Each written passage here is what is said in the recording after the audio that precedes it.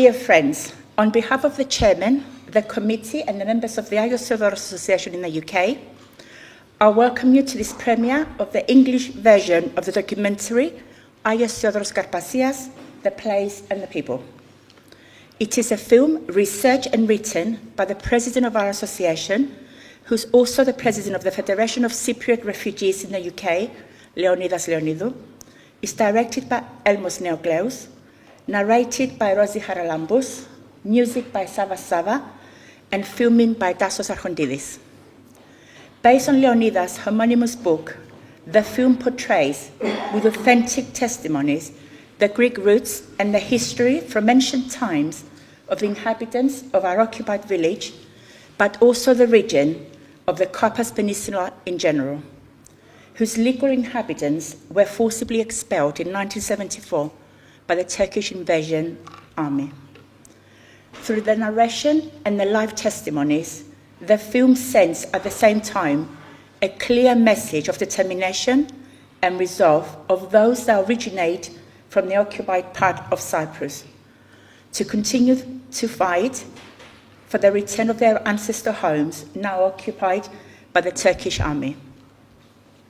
The funding of this project was undertaken by the Theodoros Association in the UK as a contribution in the struggle for justice for Cyprus, the return of our homes and land, but also as a source of information for the coming generations. The premiere of the film in Greek took place in November 2017 at the University of Cyprus under the auspices of the Ministry of Education. I would like to invite the Deputy High Commissioner to say a few words. High Commissioner.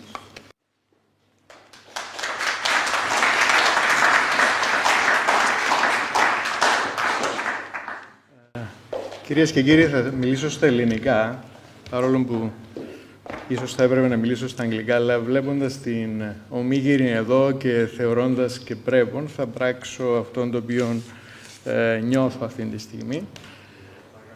Αλλά αν υπάρχει κάποιο θέμα, μπορούμε να πούμε και κάποια στα αγγλικά, βέβαια. Εκ μέρους, λοιπόν, της ύπατης αρμοστίας, θα ήθελα να σας ευχαριστήσω για την ευγενική πρόσκληση να παραστώ σε αυτή την εκδήλωση, την προβολή του φιλμ στα αγγλικά,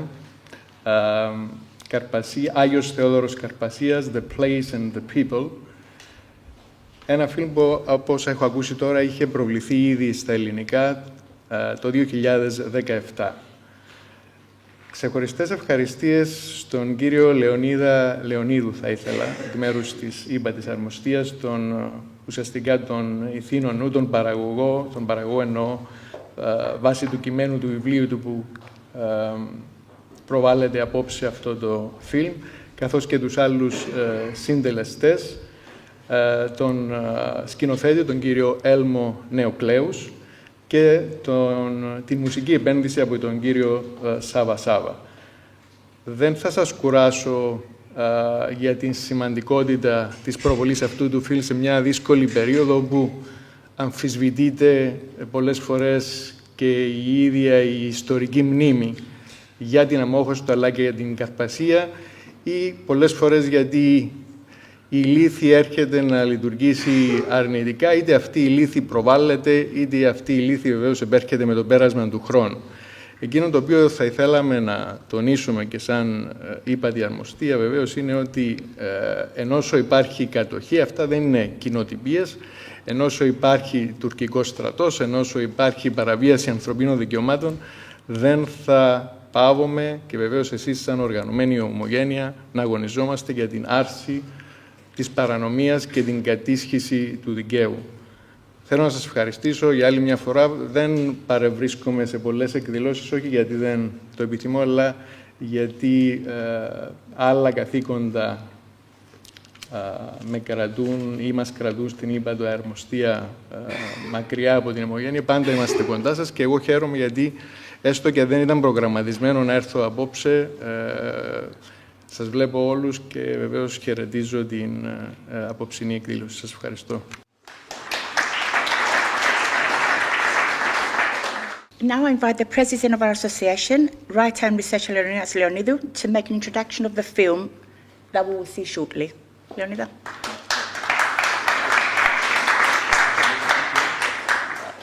dear friends, Deputy High Commissioner, President of the World Federation of Cypriots, Your Reverend, I'm going to speak in English because the whole idea of this film, this documentary, that originally was done in Greek, was to narrate it in English for the new generation, the people that originate from Ayios Theodoros, and the people that may show an interest and they don't speak Greek. So in 1974, when the Turks invaded Cyprus, it was obvious that they were not just implementing the 1956 Anglo-Turkish plan of partition. They had a more sinister plan in place. And that plan was the complete occupation and the ethnic cleansing of the occupied area. And they started in a brutal action, the expansion of the area they initially occupied. They terrorized the population in order to force the Greek Cypriots out of their places, out of their homes, out of their land. And of course, the Turks were masters of extermination, masters of genocide, since they did that at the beginning of the 20th century, slaughtering more than 2 million Armenians, over 1 million Greeks and other nationalities in Asia Minor. So they knew the know-how, how to terrorize the population and force the Greeks out of the occupied area. And it was perhaps the fastest recorded ethnic cleansing in the world. Within 24 hours, 180,000 Greek Cypriots left their homes, and about 20,000 remain in the Karpasia Peninsula, that they were intimidated and forced out within a year, so that today you only have a few hundred left in the Rizougarpasso and some in the Maronite village west of Nicosia. But they had other plans as well. They wanted to destroy the social fabric, the social coherence of our communities. They wanted to destroy our Greek history that stood there for thousands of years. So they started destroying our monuments, desecrating our cemeteries, destroying our churches. They were selling icons and other holy artifacts in the black market of Europe. They also tried to change the demographic characteristic of the occupied Cyprus by importing illegal settlers from Anatolia. They also changed the names of our villages and towns. They changed the toponymy, and they continue to do so today. They eliminated, they rewrote the history, so that thousands of years Greek history is now Roman history. To this, we reacted. In 1985, we established our organization of Ayios Theodoros, and with it, a number of other refugee organizations in order to maintain our social coherence and connections. We organized photographic exhibitions because, remember, until recently, no Greek was allowed to visit the occupied Cyprus. We organized exhibitions of art, of paintings. An example is Thrakis Rosidou Jones, that comes from our village. You will see some of her work later on in the documentary. And we wrote our local history so that it remains, because today the young generation know very little about it. And we were lucky to record the customs and traditions. We recorded the genealogy of every citizen of the occupied area, and I'm glad to say that our book on Ayios Theodoros was the first to be written for an occupied town or village, and it formed the format of many other books, I'm happy to say, that came after it. And then we continue to maintain our resistance to this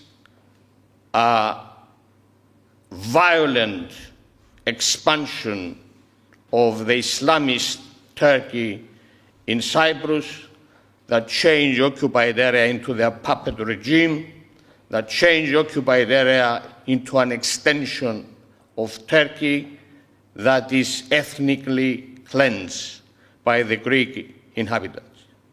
So to this I place this documentary. It's a continuation of our resistance to the attempt of this Turkish arrogance. We did it in Greek, as Maro said earlier, and the premiere was at the University of Cyprus in November 2017 under the auspices of the Minister of Education. We spent time and effort to do it in English for the new generation and the English-speaking members of our community and everybody else, so that the history is recorded that that village was inhabited by Greeks, by majority, that originate, we have the evidence in the 2nd century BC, we have the written evidence coming from there. And you will see the evidence in the documentary. We dedicate this documentary to the 4 that lost their life on the day of the invasion from Ayios Theodoros. 2 young youths, Yannos Koumi and Dasos Anastasi, age 18, and 2 people that they were receiving care in the psychiatric hospital of Nicosia, and they were burned alive by a napalm bomb, and their remains as yet to be recognized. And I learned 2 months ago that one of them, after DNA, they found that the remains, burned remains, were identified. And I make a note here, napalm bombs were banned by the United Nations after the Vietnam War because they are horrific weapons. They burn alive humans and you cannot put the fire out. But the Turks used it during the invasion of Cyprus. Yannos Anastasi and Dasos Koumi were 2 youth that they were associated from the very young age. They went to the elementary primary school together, and then they went together to the same boss to learn to become builders, the job of a builder. And then they went to the army together in different units. What is tragic is that they died on the 20th of July, about the same time. One of them was killed in Bentadactylos and the other in Sakarya, the area out of the walls of Famagusta, as if they were, as if their friendship was sealed by their death. Anyway, I will ask Elmos, who is the producer of this documentary, to say a couple of words, and then we'll be able to watch it. It lasts for about 55 minutes. Good evening, Your Excellency, dear friends. Thanks for inviting me here, the association. It was a great honor for me to work on this documentary. After meeting with Leonidas a few years back, And having seen his work and his research through the book he has published regarding the village, and working on some other documentaries at the time, we got the idea of doing this film. Not an easy task, regardless of the budget, which was not an issue for me, because it was with my great pleasure that I put the work. It's not easy making a documentary about a subject that you cannot film, really, or at least have access legally and easily. We managed to visit the village and the occupied areas with Leonidas maybe 3 times over a course of a year and a half, pretending to be tourists, using small hidden cameras so that we don't raise suspicions, because the Turkish police and the army there, they don't like it when they see you using professional equipment, filming destroyed churches and things like that. So we had to do this a bit of in an undercover mode, but it was a real honor for me to work there, to work on this and be there, because I learned a lot. Even though myself, I'm not a refugee, but we did have a summer home in Kyrenia, right on Pendemili, where the invasion took place, and we used to spend all our summers there. I'm not considered technically to be a refugee, but I felt the agonies and the horror of the invasion, and I lived through it. But researching this with Leonidas brought back to me amazing emotions and memories. And I've been trying to work as much as I can on this, on the Cyprus issue for at least all my professional life. So this is another effort of mine. I'm not going to say much more. The film is an approach to preserve, the approach of the film, rather, I should say, is to preserve the history, the humanity of it, the roots, the culture, through the testimonials of people who've been there all their lives, and to pass the message of the longing solution that I hope that both sides will listen to, because I'm not sure if both sides want it sometimes, including our side sometimes. But I don't want to get into that at this point. Thank you. I hope that the room is going to be dark enough with all this daylight you guys have in England at this time to enjoy the film. We should turn the lights out and make an attempt to... Okay, and the top ones. And yeah, hopefully you will see the place that you all love, and memories will come back.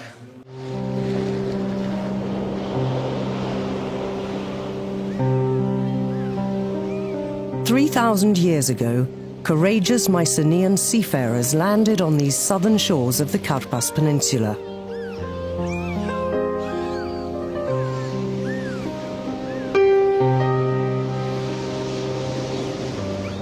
In the dense, rich forest of Valia, they built stone dwellings and further developed the Hellenic art they carried with them. At the necropolis of Alas, the heads of the deceased were placed at the east end of each tomb, facing west, evidence of a profound nostalgia for their distant homeland.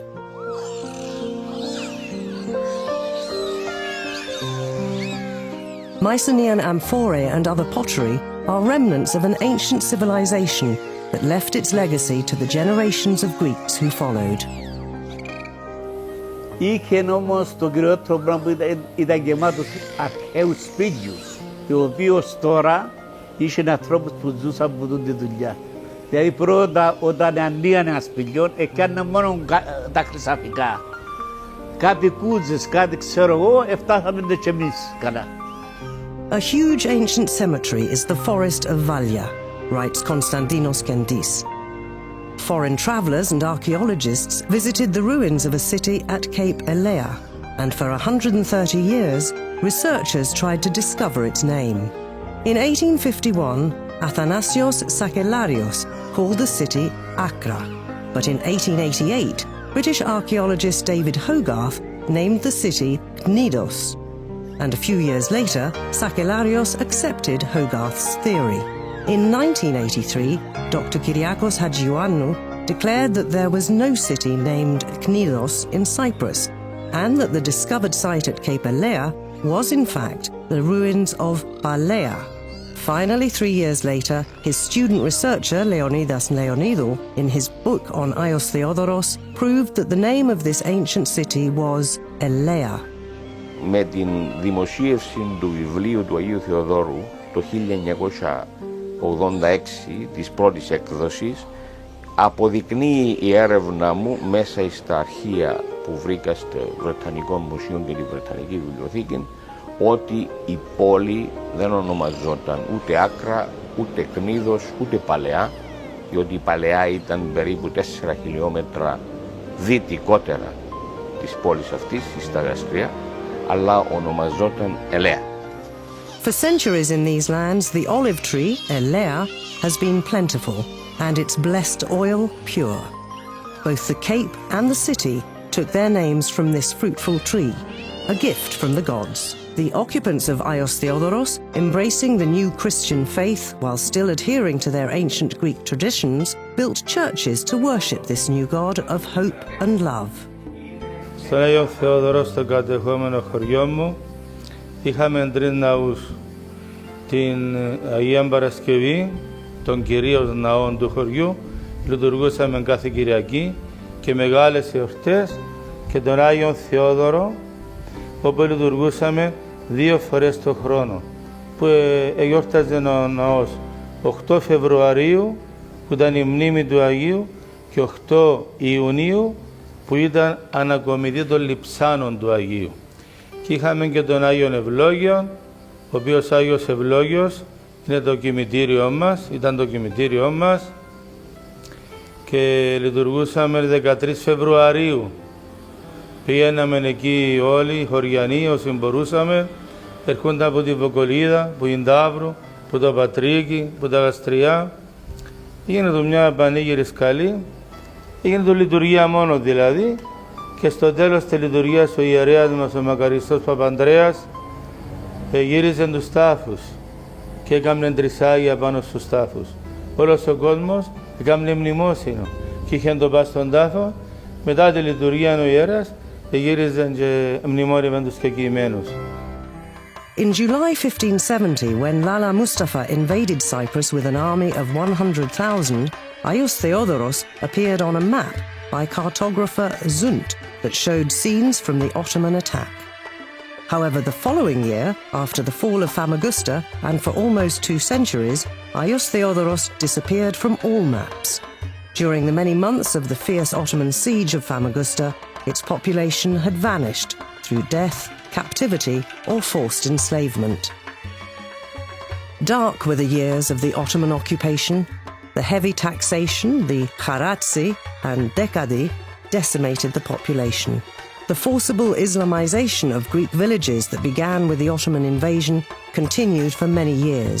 In the Karpas Peninsula, Greek villages such as Galanoporni, Gorovia, Ayios Simeon, Platanissos, Galatia, Livadi, and Ayios Efstathios were converted into strictly Muslim villages, undisputed examples of forcible conversion according to Hogarth. However, Ayios Theodoros, because it was abandoned, did not suffer the same fate. It reappeared on maps in the second half of the 18th century. Drummond notes it on his map in 1754, and 10 years later, Ayios Theodoros was once again an established community, as it reappeared on the map of French cartographer D'Anville. Since then, Ayios Theodoros has developed into a regional centre and one of the most dynamic villages of the Karpas Peninsula. 5 natives of the village were among the Cypriot volunteers in the First World War. Many young people left the village for foreign lands, looking for new opportunities in major cities around the world. Την εποχή εκείνη Μαναού υπήρχε και κάποια φτώχεια. Όσοι ήταν παραπάνω φτωχοί αναγκάζονταν να μεταναστεύουν. Πολλοί πήγαιναν στην Αγγλία, οι περισσότεροι, άλλοι σε άλλες χώρες. Ο κόσμος όμως τότε, όταν κάποιος έφευγε, νόμιζε ότι θα τον έχανε. Μερικοί χωριανοί όμως πήγαιναν στην Αμόχωστον, όπου είχαν δουλειές, υπήρχαν δουλειές εκεί. Ήταν πρώτα τα περιβόλια, τα οποία ήθελαν καλλιέργεια και ψεκάσματα. When, after the war, Britain refused yet again to cede Cyprus to Greece, protests increased, and the people's revolutionary spirit became more forceful. On January the 15th, 1950, 397 adult residents of Ayios Theodoros, along with 98% of the voting public, signed the referendum for enosis with Greece. 5 years later, the entire village, including the children, responded to George Grivas' indication and declared their willingness to join AOKA to fight for self-determination, the liberation of their island from British rule, and for enosis. Ayios Theodoros became known to the British troops as the Triangle of Death, for the AOKA members of the village delivered serious blows to the army, with 21 armed attacks, using ambushes, homemade bombs and grenades. Την περίοδο που η μητέρα μου ήταν στο νοσοκομείο και ο πατέρας μου ήταν στα κρατητήρια, ζούσαμε στο σπίτι της γιαγιάς. Μίαν ημέρα λοιπόν, ένας αντάρτης από τον Άγιο Θεόδωρο, καταζητούμενος, ο Θεόδωρος Παπανδρέου, μαθητής του γυμνασίου, μπήκε από τη μία πλευρά της αυλής και μου έδωκαμε νόημα με το χέρι του να σιωπήσω. Έβγαλε από την τσέπη του μία χειροβομβίδα και εγώ σε απόσταση 50 μέτρων τον παρακολουθούσα. Περίμενε, πέρασε έναν αυτοκίνητο με Άγγλους στρατιώτες, στρατιωτικών, έριξε την γυροφωνίδα, έγινε μια εκοφαντική έκρηξη, βέβαια εγώ δεν είδα τα αποτελέσματα, και έτρεξε, πέρασε από την αυλή ξανά τη γιαγιά μου, σταμάτησε όμως και μου λέει, Λεωνίδα, μην πεις τίποτα. Είπαμε το μεάρχιο μας του Παπαφώτη ότι ένας αξιωματικός Εγγλέζος περνά κάθε μέρα από το χωριό η ώρα 10 το πρωί. Και οργανώσαμε τα μια ημέρα και στήσαμε του την ενέδρα. Ήμουν εγώ, ο Κυριλής, ο Κυριάκος του Ιασουμί, ο Γιασής, ο Πούφος, ο Αντωνάκης Ευαγγέλου, ο Σωρίς του Παπαΐταν, ναι. Και στήσαμε του την ενέδρα απέναντι που το σπίτι του Μίχαλου του Κοστούρου. Εμείς εκρυφτήκαμε μέσα στο αυλή του Στυλιανού, του Γέρου. Πλησιάστηκα από ορισμένους συμμαθητές μου και κατετάγηκα στις ομάδες της ΕΟΚΑ στο Αβαρόσι. Τον Άγιο Θεόδωρο με πλησίασε ο υπεύθυνος της οργάνωσης, ένας ονομαζόμενος Μάλος, και μου είπε να αναλάβω την ΑΝΕ του χωριού, άρχιμος νεολαία ΕΟΚΑ. Neither mass arrests, imprisonment, nor torture could break the morale of the village residents. The years of tragedy endured by the people of Cyprus are expressed in a letter that Leonidas Leonidou, a primary school pupil, wrote to Governor Sir Hugh Foote. Η προσωπική μου ζωή συνδέθηκε άμεσα με έναν επεισόδιο, τη σύλληψη του πατέρα μου από τους Εγγλέζους, ο οποίος οδηγήθηκε στα κρατητήρια ως μέλος της οργάνωσης στον Άγιο Θεόδωρο Καρπασίας. Ταυτόχρονα εκείνη την περίοδο η μητέρα μου, Μυροθέα Φιλίππου Λεωνίδα, πέφτει σοβαρά άρρωστη από εχινόκοκκο, ασθένεια για την οποία δεν έγινε διάγνωση, ενώ ήταν έγκυος τον αδερφό μου τον Θεόδωρο.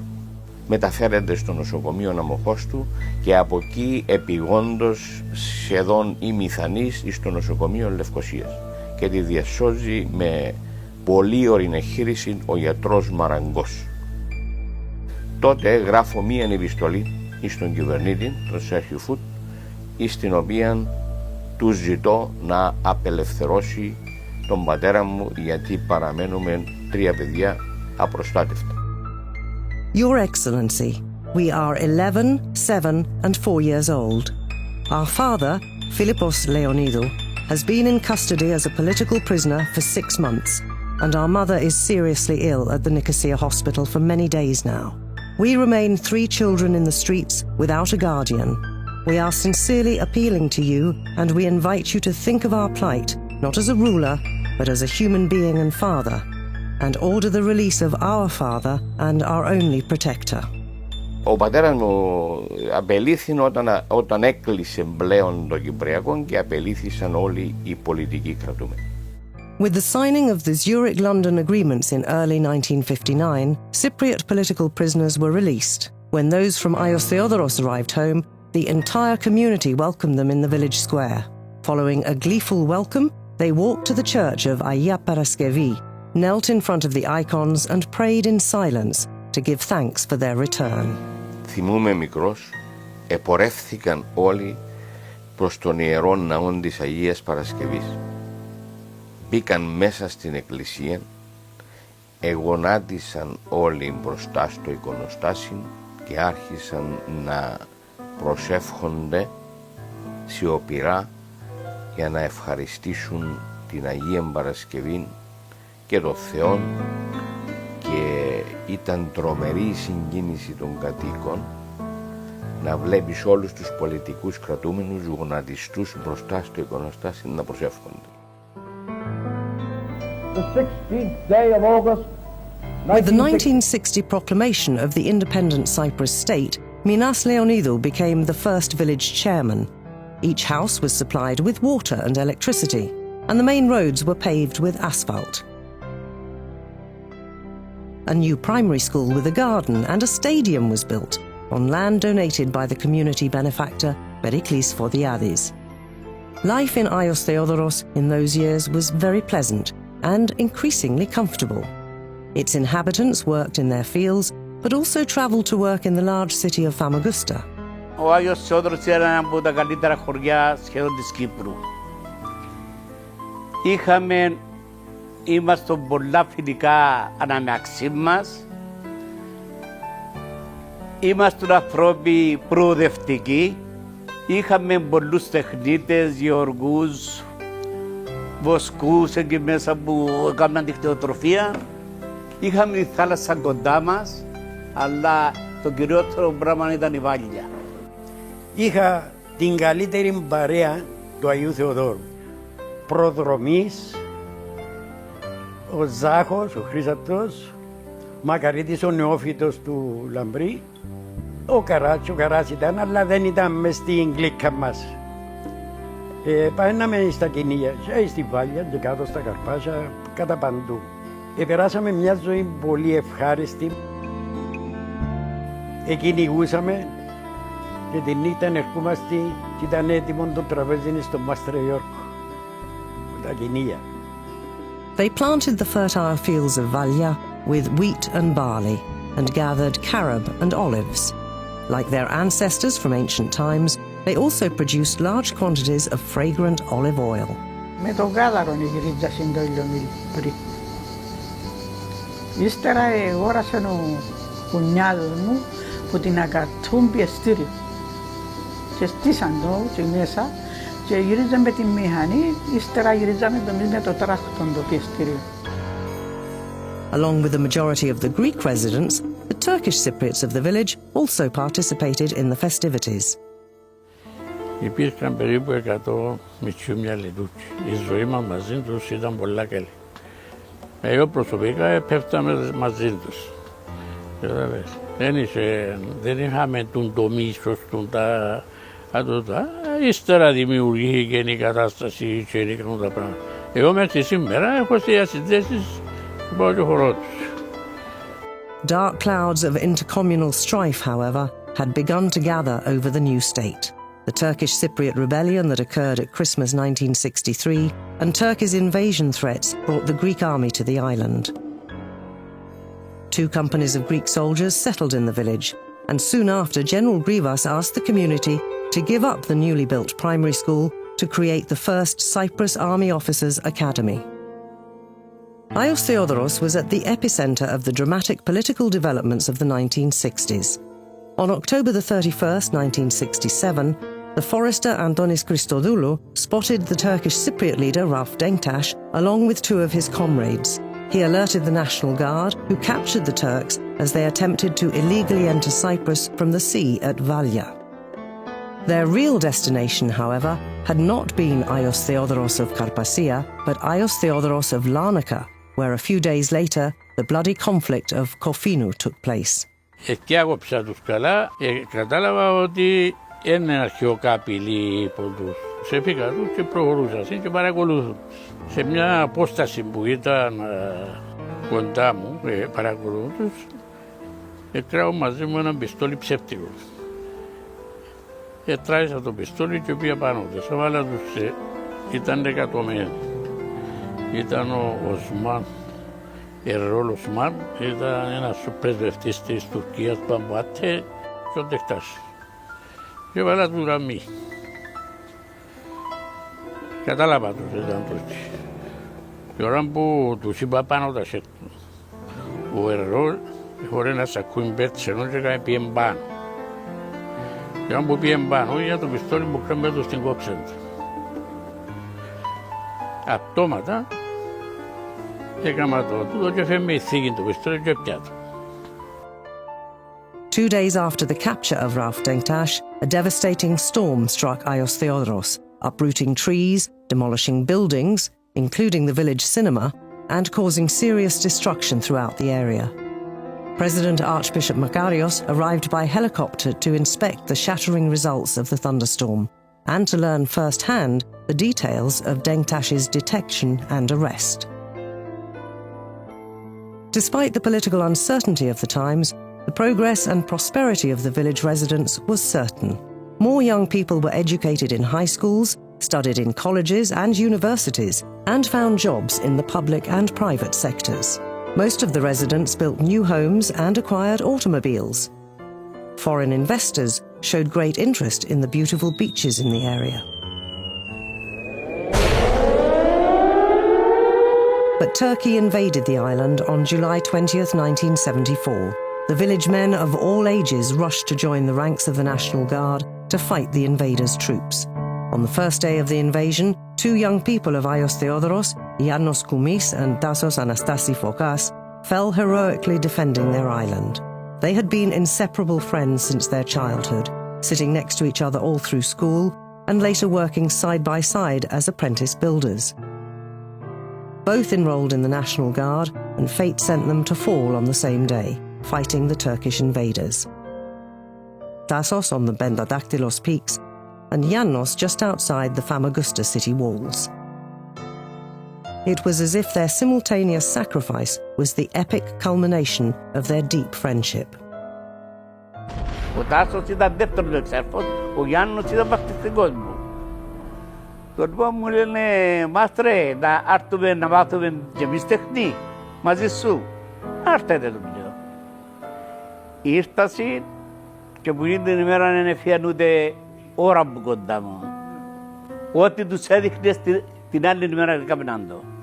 Στα 18 τους χρόνια έγιναν και οι δύο μας τώρα αλφα-αλφα. Στις 20 Ιουλίου ο Γιάννος εκράει μπρέν και ξεβήκαν να πιάνουν τους ακάρια. Και είπαν τους φίλους του προχωράτε να σας καλύψω εγώ. Και βγήκε μέσα στο δρόμο και πυροβόρα. Είχε να κροβολιστές σπάσει στο κυπάνι σε Τούρκους που τους είχαν δεμένους εκεί πάνω και που κιάμε σκοτώσαν το Γιάννο. That same day, a deadly napalm bomb from a Turkish jet scorched Andreas Panteli, a disabled young man from the village, as he lay in a hospital in Nicosia. Stelios Mikhail Kostouros, Christakis Mikhail Koumis, and Petros Lazarou Petru were captured and held prisoners for months in Turkish prisons. Nikos Spirou Nikolaou is still among the missing from the invasion. Heavy was the price of the Turkish invasion for the Greek inhabitants of Ayios Theodoros, as well as the other occupied villages, towns and cities of Karpasia. In the afternoon of August 14th, tens of thousands of people from Karpasia abandoned their beautiful peninsula using every means of transport to escape torture, humiliation, and certain death at the hands of the invading army of Operation Attila. The Greek inhabitants of the villages whose families had lived there for centuries were within a few hours made refugees in their own country, the resulting hardships continuing for many years. Many of the Ayios Theodoros villagers were dispersed in the free areas, from Paralimni, Sotira, Leopetri and Avgoru to Larnaca, Kivisili, Kiti, Limassol and Episcopi. Others left for Britain, America and Australia. 78 residents remained in the village, enclaved. Over time, the elderly died of deprivation and lack of care, while the rest, through psychological pressure, threats and daily abuse, were forced to give up their homes and land. Foreigners, Turkish Cypriots and settlers from Anatolia came and seized the goods and homes left behind by the lawful inhabitants of the village. They plundered the churches that eventually became derelict and vandalized even the graves in the village cemetery. The white mansions became ruins, the streets dirty and deserted, and the orchards with their lemon trees and jasmine withered. Σηκωστήκαμε που το πρωί και ακούσαμε τα αεροπλάνα. Το ράδιο λέει, όποιον μπορεί να πιάσει όπλο και όποιον μπορεί να βοηθήσει κάτι, να τρέξει στα στρατόπεδα να... Εγώ δεν ήμουν στρατόφυσιμο να πούμε, αλλά πια το αυτοκίνητο μου, έπια στο τρίκομο, εκεί είχε πολύ κόσμο συγκεντρωμένο, ζήταν να του δώσουν όπλα δεν είχε. Μου λέει ένας από εκεί που του στρατιώτες, είχε και 3 νησάνια, πιάσε φόρτο στο αυτοκίνητο σου να μου και λάβει να έπαρτω στις ακράτες.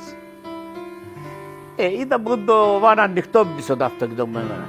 Τους έβαλα πάνω και σώσαμε να πάμε στις ακράτες.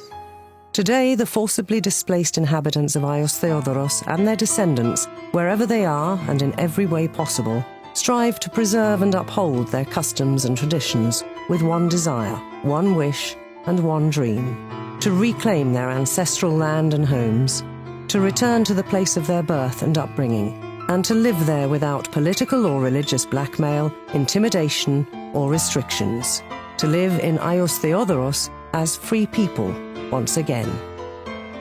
Είναι αναφέρετο δικαίωμα του καθενός το να έχει την περιουσία του, την οποία δεν μπορεί κανένας να του αφαιρέσει, και ένα από τα καταστατικά άρθρα του χάρτη των ανθρωπίνων δικαιωμάτων καθορίζει ότι είναι αναφέρετο δικαίωμα. Και εμείς πολεμούμε τόσα χρόνια για τη διεκδίκηση αυτού του δικαιώματος, άσχετα με το πόσες γενναίες θα περάσουν και με το πόσος χρόνος θα περάσει. Για το δικαίωμα αυτών, της ελευθερίας του ανθρώπου να επιλέγει και να έχει δικαίωμα να ζήσει στον τόπο που γεννήθηκε, επολέμησαν και θυσιάστηκαν εκατομμύρια άνθρωποι και πρώτοι Έλληνες σε 2 παγκοσμίους πολέμους. Και επομένως δεν είναι υπόθεση των 800-900 κατοίκων του Αγίου Θεοδόρου αυτή, δεν είναι υπόθεση των 200.000 προσφύγων ή του 1 εκατομμυρίου Κυπρίων. Αυτή είναι υπόθεση παγκόσμια, αγγίζει τον κάθε άνθρωπο της γης και έτσι πρέπει να αντιμετωπίζεται. Από τη στιγμή που σου αφαιρούν το δικαίωμα να ζήσεις στον τόπο που γεννήθηκες, στην περιουσία που έχτισες και κληρονόμησες από τους προγόνους σου, αυτό επηρεάζει όχι μόνο τα δικά σου δικαιώματα, αλλά το δικαίωμα κάθε ανθρώπου σε αυτόν τον πλανήτη. Και γι' αυτόν πολεμούμε και γι' αυτόν πρέπει να λήξει αυτή η αδικία σε βάρος της Κύπρου, άσχετα πόσοι θα επιστρέψουν στον Άγιο Θεόδωρο Καρπασίας όταν η υπόθεση αυτή τελειώσει.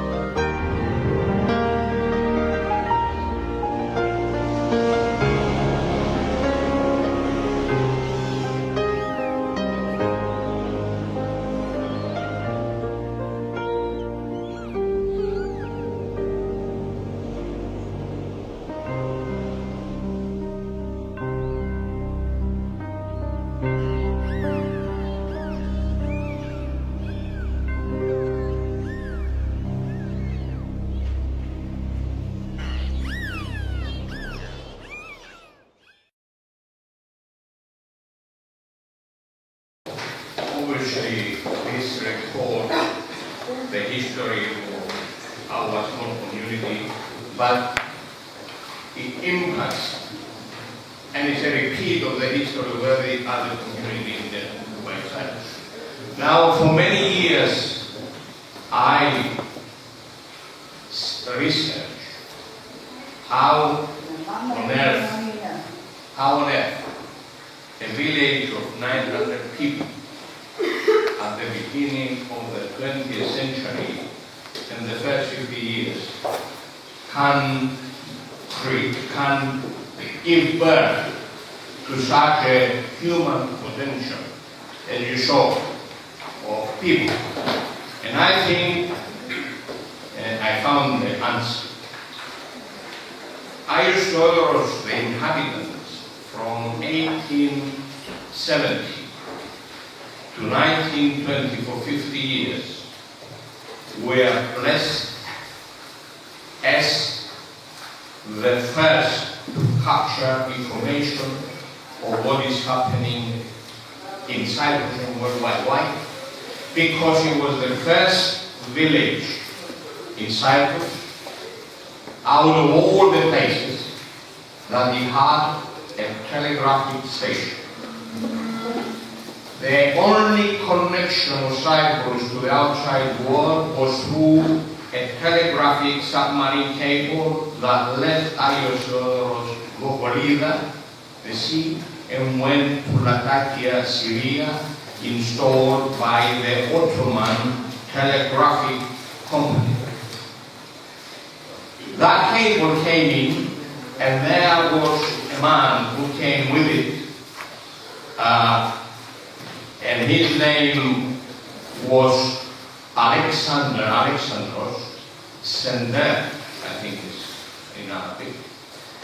And this man received all the information from cities and towns in Ayios Theodoros, and then transferred them through telegraph to Latakia, from Latakia to the rest of the world.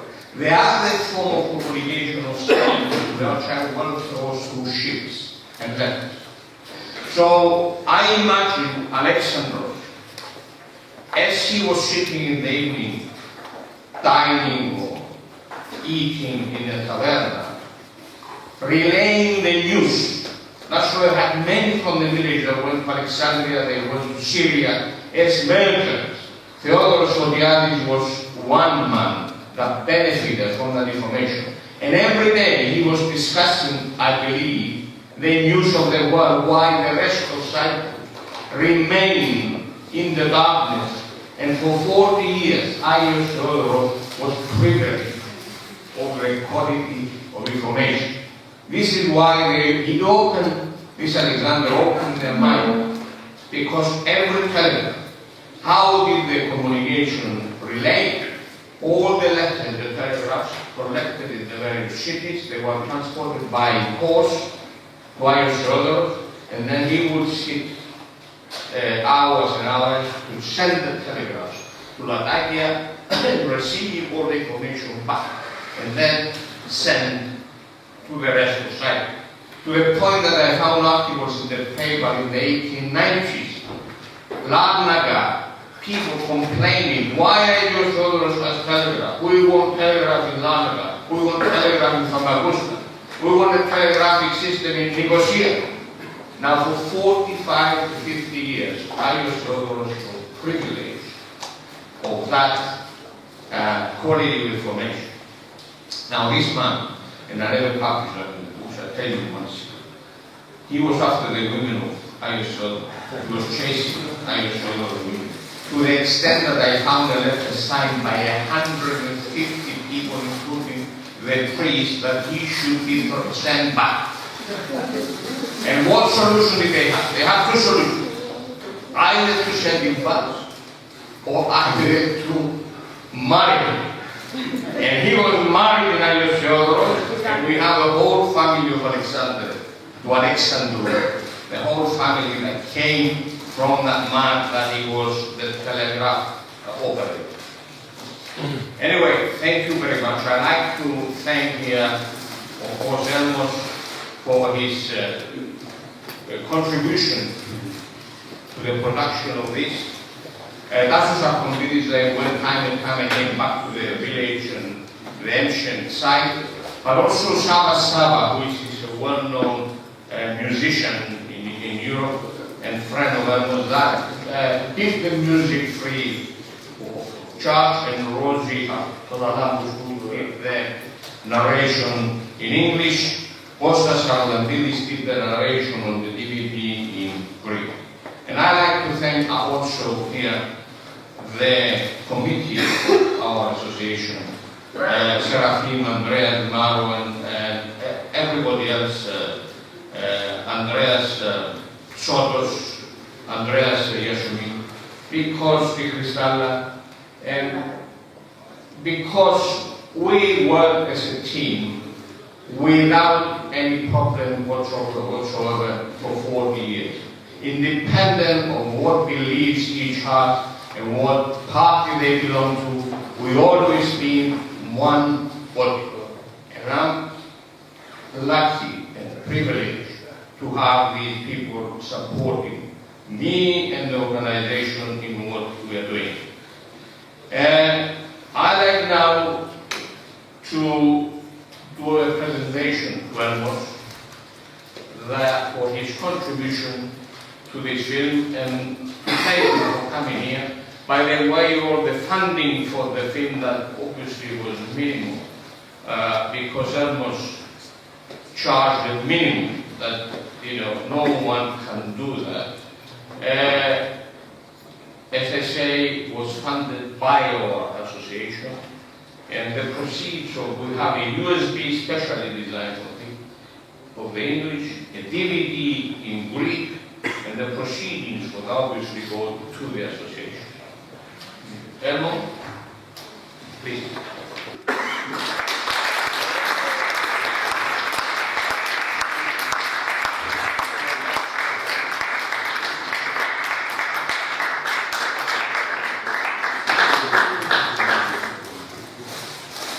Thank you very much. The Dalai Lama said, the roots of all goodness lie in the soul of appreciation.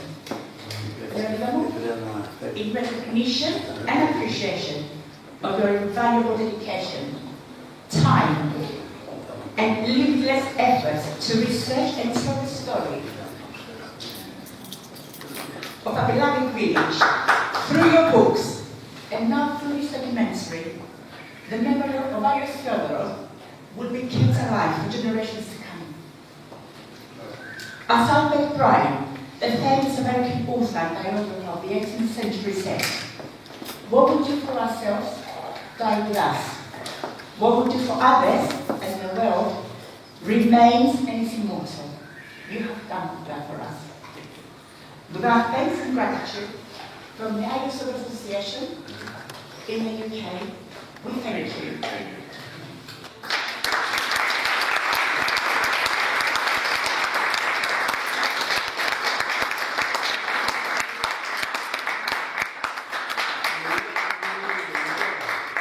This is a movie.